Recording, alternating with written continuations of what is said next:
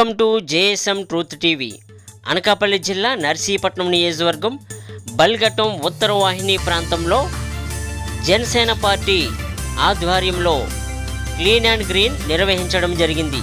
ఈ కార్యక్రమంలో నాయకులు కార్యకర్తలు అధిక సంఖ్యలో పాల్గొని క్లీన్ చేయడం జరిగింది.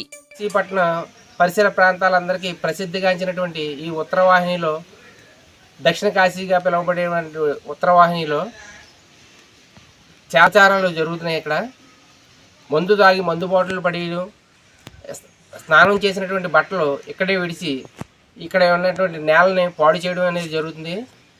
ఈ చేసేటువంటి కార్యక్రమాలు ఇక్కడికి వచ్చేటువంటి భక్తులే చేయడం జరుగుతుంది. దయచేసి ఈ యొక్క వాతావరణాన్ని, ఇక్కడ ఉన్నటువంటి పవిత్రతను పాడు చేయకూడదని ఇక్కడికి వచ్చే ప్రతి ఒక్క భక్తులకి, అదేవిధంగా యాత్రికులకి ఇక్కడ కార్తీక మాసంలో చాలా జనసందోహం రావడం జరుగుతుంది. అత్యధిక మంది జనాలు రావడం, ఇక్కడ పవిత్ర స్నానం చేయడం జరుగుతుంది.